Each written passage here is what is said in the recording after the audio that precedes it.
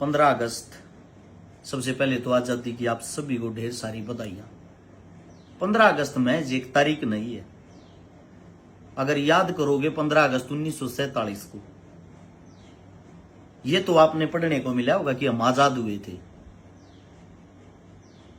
आजाद हुए कैसे थे, ये बड़ा सवाल है। 6,32,000 आदमियों का खून इस मिट्टी में मिला, शहीद हुए।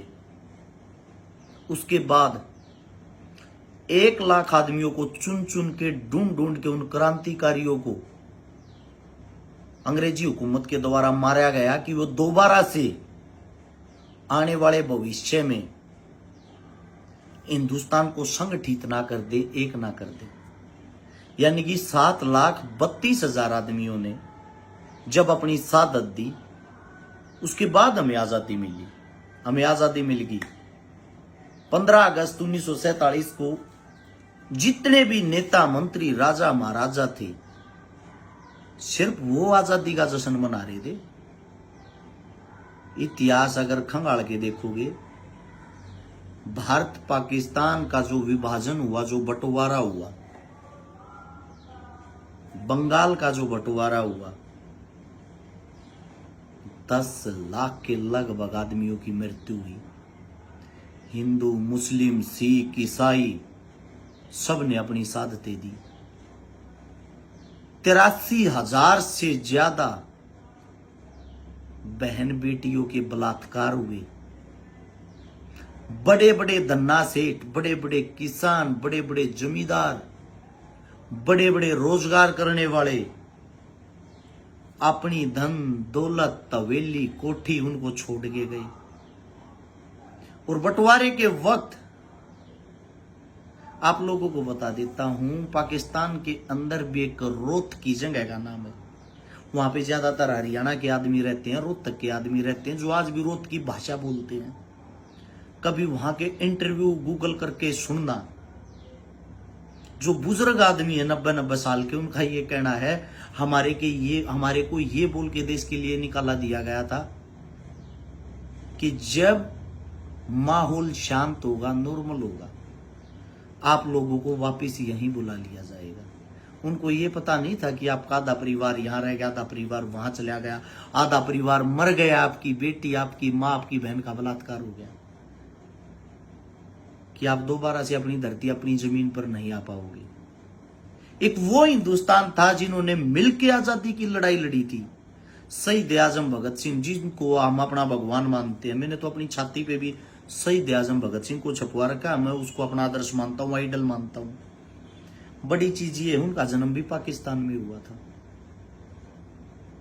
आज के दिन ऐसे क्या हालात हो गए, हिंदुस्तान पाकिस्तान जो एक ही जमीन का हिस्सा था, भाई भाई थे, आज इतने बड़े दुश्मन हो गए। गौर करना। सबसे बड़ी चीज और सबसे बड़ी बात तो ये है, पाकिस्तान की जो मांग हो की किसने थी, नहीं पता होगा बहुत सारे आदमियों को। खंगालोगे पता लग जाएगा। मांग करने वाले यूपी और बिहार के नेता थे। उस वक्त भी सबसे ज्यादा जो नेता थे वो यूपी और बिहार के थे। और आज सबसे ज्यादा किस पे आई? पंजाब पे। हरियाणा भी उसी पंजाब का हिस्सा था, हिमाचल भी उसी पंजाब का हिस्सा था। उस पंजाब के आदमी भी उस वक्त राजनीति में बहुत ज्यादा एक्टिव थे। उनको तोड़ा गया। वे कमाऊ पूत थे, मेहनती थे, उनको तोड़ा गया। 60% पंजाब पाकिस्तान में चला गया, 40% हमारे हिंदुस्तान में रह गया। उस 40% पंजाब को भी तोड़ के 3 हिस्सों में बांट दिया, हिमाचल, हरियाणा और पंजाब। हमारी शक्ति को खंडित कर दिया गया। अगर हिंदुस्तान की जो राजनीति है, जो राज करने वाले हैं, वो किसी भी पार्टी से हों, कांग्रेस से हों, बीजेपी से हों या अन्य दल उन लोगों ने बनाए हुए हों, आजाद सिर्फ और सिर्फ वो हुए थे, आप और हम नहीं। आप और हम आज भी गुलाम हैं। आप और हम आज भी हिंदू मुसलमान के नाम पे मरते हैं, लड़ते हैं। वास्तविकता यह है, इस देश की मिट्टी को जब उठाओगे, उसकी जो सुगंध है, खुशबू, उसके अंदर हर कौम का रक्त मिला हुआ है आपको आजादी दिलवाने में। तो आप 15 अगस्त जो 1947 मना रहे हो, आजाद तो हो गए हो।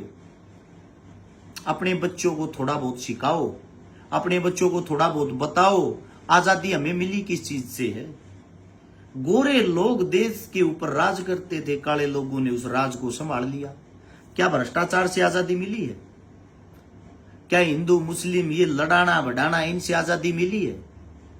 क्या देश का सबसे बड़ा अन्नदाता आजाद हुआ है? क्या देश के अंदर महंगाई, बेरोजगारी, भूखमरी, इन चीजों से आजादी मिली है? आज भी वही सवाल है, उस वक्त भी वही सवाल थे। अन्नदाता उस वक्त भी गुलाम नहीं था, अपनी लड़ाई लड़ता था। अंग्रेज अधिकारी जब लगान लगाते थे, कर लगाते थे, अन्नदाता ही था जो मना कर देता था नहीं देंगे। आज भी अन्नदाता ही है जो सरकार को मना करता है। उस वक्त शहीद आजम भगत सिंह के चाचा जी ने, अजीत सिंह जी ने पगड़ी संभाल जट्टा आंदोलन किया था 1907-8, उस टाइम पे, जिस टाइम शहीद आजम भगत सिंह का जन्म हुआ था उस वक्त। और अब हमने भारतीय जनता पार्टी बीजेपी के राज में किसान आंदोलन किया था, 3 काले कानून आंदोलन, जो सबसे लंबा आंदोलन चला देश का। पगड़ी संभाल जट्टा आंदोलन के बाद सबसे लंबा आंदोलन चलने वाला आंदोलन था ये। आजाद कहां हुए? आज भी किसान आत्महत्या कर रहे हैं। आज भी एक बहन बेटी का बलात्कार होता है। हर 13 मिनट के अंदर एक न एक बलात्कार हो जाता है हिंदुस्तान में। कौन सी बहन बेटी सुरक्षित है? आप आंकड़ा निकाल के देखोगे, ऐसा कोई दिन नहीं जाता जिस दिन लगभग 20 किसान आत्महत्या नहीं करते। गरीबी के मारे कहां से आजाद हो? बड़ा सवाल ये है, क्या हम आजाद हो चुके हैं? आजादी मनाओ, अच्छी बात है। फर्क सिर्फ इतना है, जो गोरे लोग थे वो जाने के बाद जो काले लोग उनके जूठे बर्तनों में खाते थे, चाटते थे, आज वो देश को चला रहे हैं। बाकी आप लोगों को आजादी मुबारक। अपने सीने और दिल के अंदर बहुत सारी बातें हैं, वो बोलने से ज्यादातर बवाल हो जाता है। लोग उन बातों को लेके पार्टियों में चले जाते हैं, लोग उन बातों को लेके यहां पहुंच जाते, तू भी पाकिस्तान चला जा, तू भी मुसलमान बन जा, तू भी ये कर जा। उन लोगों के अंदर इतनी मानसिकता इतनी छोटी हो चुकी है, उनको ये नहीं पता ये जो भारत पाकिस्तान के बीच में खून की ये जो रेखा खींची गई, कितने लाख आदमियों का खून उस मिट्टी में मिला हुआ है।